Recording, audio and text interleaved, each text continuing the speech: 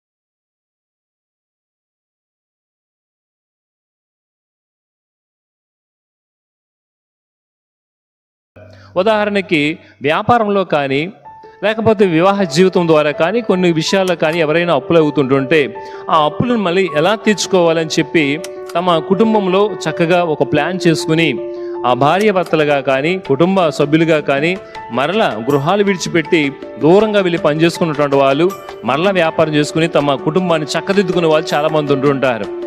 అటువంటిగా మనం చక్కగా ఆలోచించుకుంటే మన జీవితాన్ని ముందుకు వెళ్తుంటుండాలి. పరీక్షలో ఫెయిల్ అయిపోతున్న వాళ్ళు అయ్యో ఇంకా నాకు జీవితమే లేదు అన్నట్టుగా తమ జీవితాలను మరలా మంచి స్థాయికి వెళ్ళకుండా వెనక్కి వెళ్ళిపోతున్న వాళ్ళు కొంతమంది ఉంటుంటారు. ఉద్యోగ ప్రయత్నం చేస్తున్నటువంటి వాళ్ళు ఉంటుంటారు. ఉద్యోగం రాకపోతే ఇంకా ప్రయత్నమే లేదు, భగవంతుడే లేడని వెనక్కి వెళ్ళిపోయే వాళ్ళు కొంతమంది ఉంటుంటారు. ప్రియ సహోదరి సహోదరుడా, పరిశుద్ధ గ్రంథం మనలో ఉన్నటువంటి పొరపాట్లను చూపిస్తూ ఉంది. మొదటిది సరైన మార్గాన్ని చూపిస్తుంది, రెండవది మనలో పొరపాట్లను కూడా చూపిస్తుంది.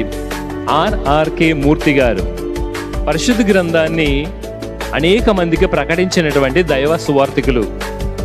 చాలామందికి తెలుసు, ఇప్పుడు ఉన్నటువంటి జనరేషన్కు తెలియదు. కానీ కొన్ని కాలం క్రితం రేడియో ద్వారా సాయంత్రం 7:30కు చక్కనటువంటి ఆ దైవ స్వరముతో ఆయన సువార్త చేస్తూ ఉంటుండేవారు. బ్రాహ్మణ కుటుంబంలో పుట్టి దైవ సువార్తకు ప్రకటించడానికి ఆయన ఎన్నుకోబడినప్పుడు బైబిల్ చదివేటప్పుడు బైబిల్లో ఏ తప్పులు ఉన్నాయా అని చదవడం మొదలుపెట్టారట. ఆయన చెప్పినటువంటి సాక్ష్యం ఏంటంటే, బైబిల్లో ఉన్నటువంటి తప్పులను చూడాలని చదివాను, కానీ బైబిల్ నాలో ఉన్నటువంటి తప్పులను చూపించింది అంటున్నారు. ఎంత గొప్ప విషయం! పరిశుద్ధ గ్రంథములో చదివే కొద్దీ మనలో ఉన్నటువంటి పొరపాట్లను జ్ఞాపం చేస్తూ చక్కనటువంటి మార్గానికి నడిపిస్తూ ఉంది. ముందుగా ప్రార్థన చేసుకుందాం. దయగల తండ్రి, ఈ సమయంలో మిమ్మల్ని ఆహ్వానిస్తున్నాం ప్రభా. పరిశుద్ధ గ్రంథ గొప్పతనాన్ని తెలుసుకుని అర్థం చేసుకునే భాగ్యాన్ని మాకు దయచేయండి. సరైనటువంటి మార్గం తెలిసే మీ పరిశుద్ధ గ్రంథ మాటలను, మాలో ఉన్నటువంటి పొరపాట్లను తెలియచేసే మీ పరిశుద్ధ గ్రంథ ధ్యానాలను ఈ సమయంలో మేము వాక్యం వింటున్న ప్రతి ఒక్కరికి తెలియచేయమని, మీరు మాతో మాట్లాడమని మా ప్రభువును రక్షకుడును యేసు ప్రభు వారి దివ్యనామమున అడిగి ప్రార్థిస్తున్నాము తండ్రి. ఆమేన్. నీ వాక్యమే నన్ను నడిపించెను, బాధలలో నెమ్మదినిచ్చెను. నీ వాక్యమే నన్ను నడిపించెను, బాధలలో నెమ్మదినిచ్చెను. కృపాశక్తి దయాశక్తి సంపూర్ణుడా, వాక్యమై ఉన్న యేసు వందనమయ్యా. కృపాశక్తి దయాశక్తి సంపూర్ణుడా, వాక్యమై ఉన్న యేసు వందనమయ్యా. పరిశుద్ధ గ్రంథం 2 భాగాలు. మొదటిది పాత నిబంధన, రెండవది క్రొత్త నిబంధన. పాత నిబంధన మనకేం తెలియజేస్తుంది? సృష్టి, మానవుని పతనం, విశ్వాసులను మళ్ళా తిరిగి రక్షించడానికి దేవుని యొక్క ప్రణాళిక.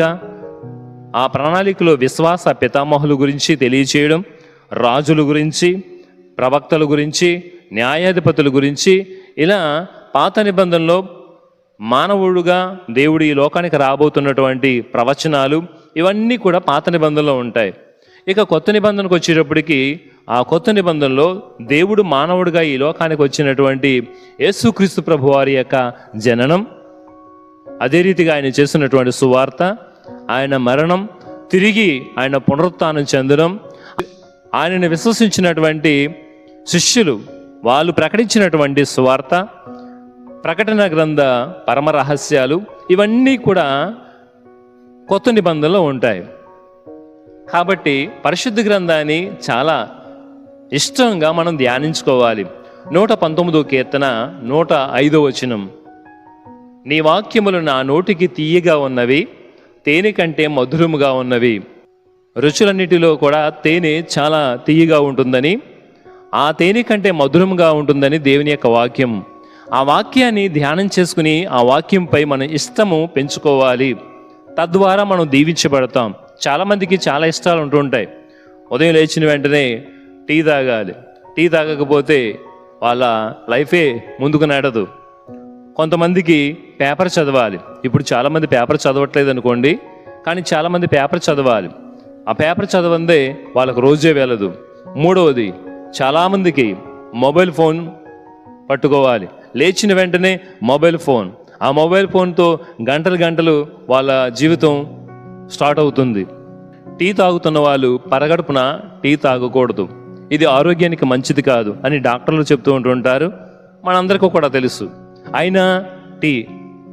రెండవది news paper. Today news paper, tomorrow waste paper. Tomorrow వరకు ఎందుకండి, కొంతసేపటికే అది ఏదో రకంగా ముక్కలు ముక్కలైపోతుంది. ఇక మొబైల్ ఫోన్. ఒకసారి గర్భిణీ స్త్రీని డెలివరీకి హాస్పిటల్కి తీసుకెళ్లారు. హాస్పిటల్లో డెలివరీ అయింది. రూమ్లోకి తీసుకెళ్ళిన తర్వాత ఆ బాలింతరాలు మత్తులో ఉంది. మత్తు వదిలి తిరిగి లేస్తూ చెయ్యి ఇలా అంటుందట.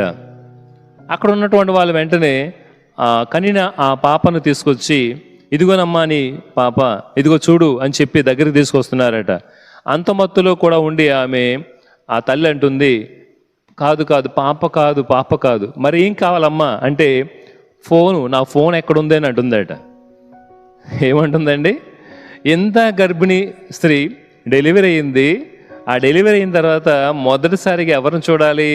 తనను కనిన పాప ఎలా ఉంటుందో చూడాలని వాళ్ళు అనుకుంటున్నారు. కానీ ఆమె అడిగేది ఏంటంటే,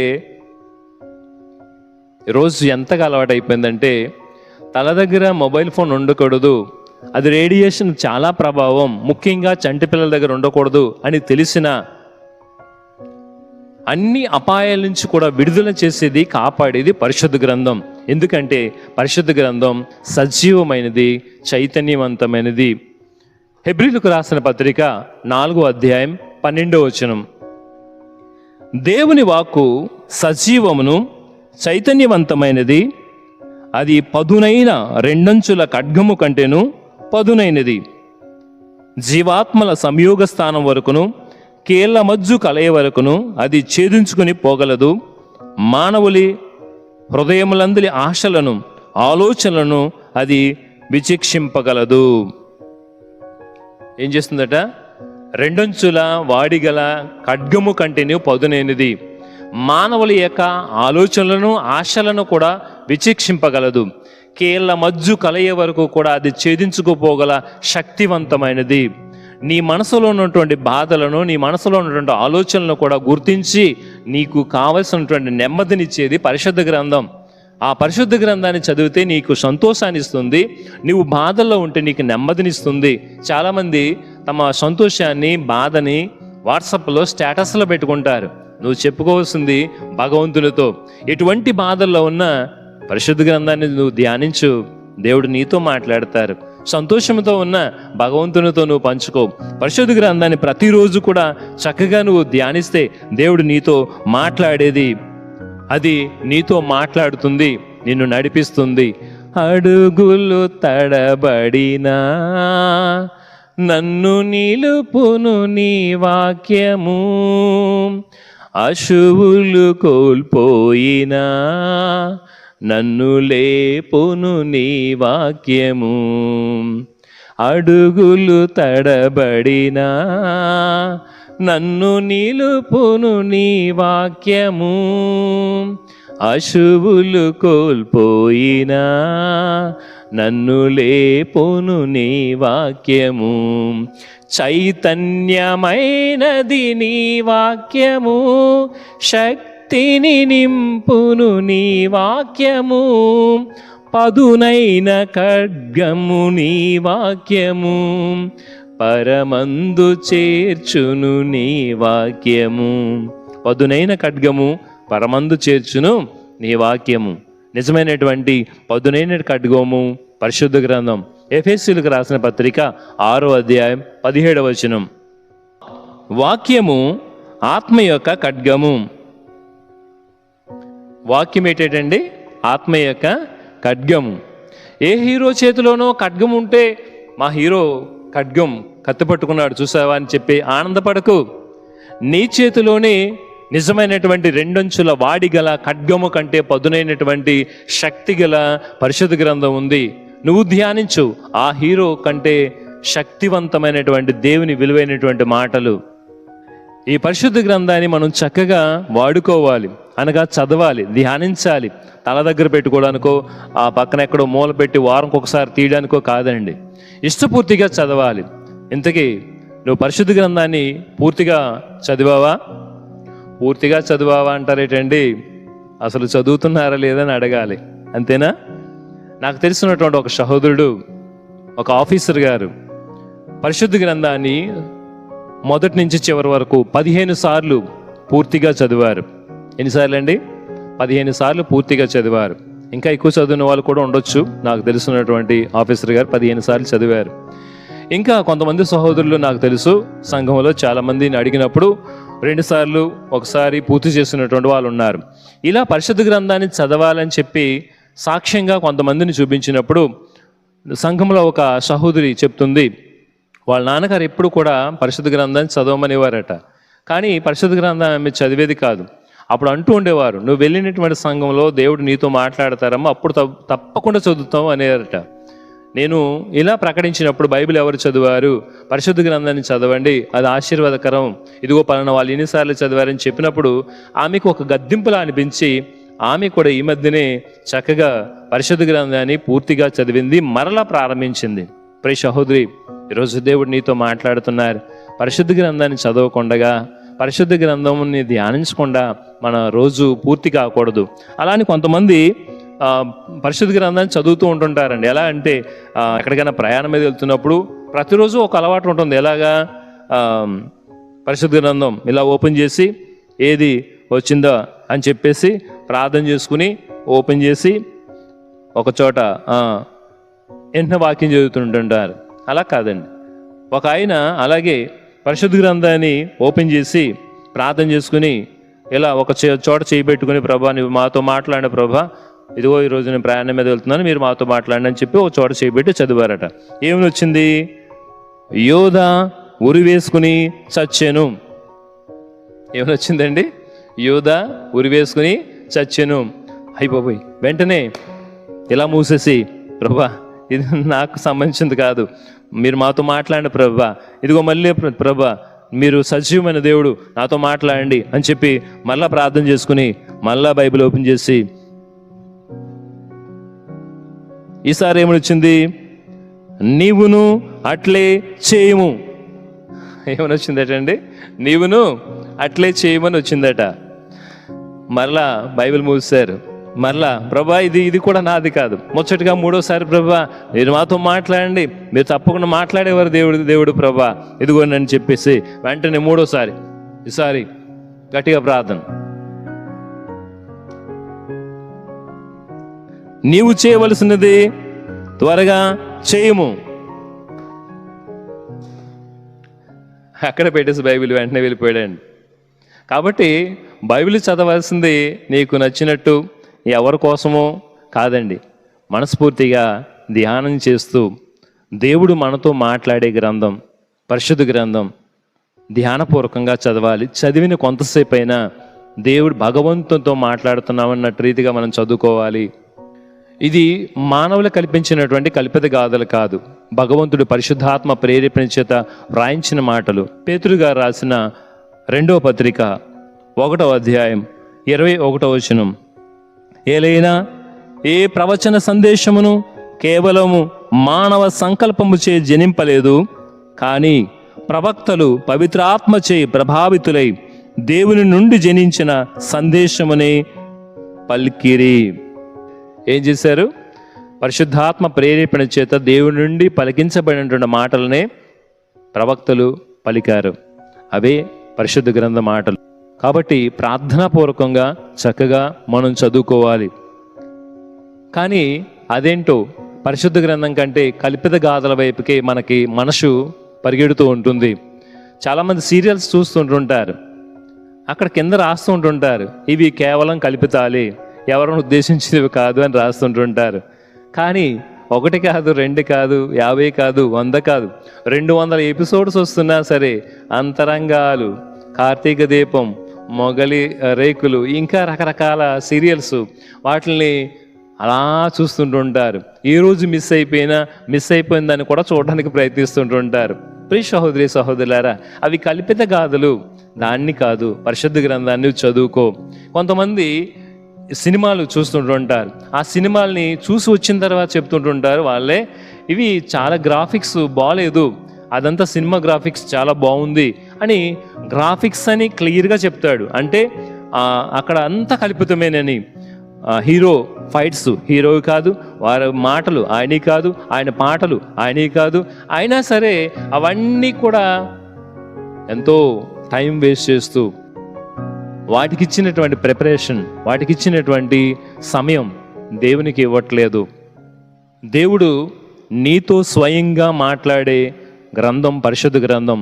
హెబ్రీలకు రాసిన పత్రిక 1వ అధ్యాయం 1వ వచనం, గతమున దేవుడు పెక్కుమార్లు పెక్కు విధములుగా ప్రవక్తల ద్వారా మన పూర్వులతో మాట్లాడెను, కానీ ఈ కడపటి రోజులలో ఆయన తన కుమారుని ద్వారా మనతో మాట్లాడెను. గతమున మన పూర్వులతో మాట్లాడినటువంటి దేవుడట తన కుమారుడు ద్వారా ఈరోజు మనతో మాట్లాడుతున్నారు. తన కుమారుడు ఎవరండి? దేవుని యొక్క వాక్యమే కదా. తన వాక్కు ద్వారా అంటే దేవుని కుమారుడు ద్వారా మనతో మాట్లాడుతున్నారు. మన సండే స్కూల్లో చాలామంది నేర్చుకున్నటువంటి ఒక చక్కనటువంటి వాక్యం యోహాను శుభవార్త 1వ అధ్యాయం 1వ వచనం చూడకుండా చెప్పాలి. ఆది యందు వాక్యముండెను, వాక్యము దేవుని యొద్ద ఉండెను, ఆ వాక్యము దేవుడై ఉండెను. ఆది యందు ఏముండేదట? వాక్యం ఉంది, ఆ వాక్యము దేవుని యొద్ద ఉంది, ఆ వాక్యము దేవుడై ఉంది. అంటే పరిశుద్ధ గ్రంథం సాక్షాత్తు భగవంతుని యొక్క స్వరూపం, దేవుని యొక్క వాక్కు.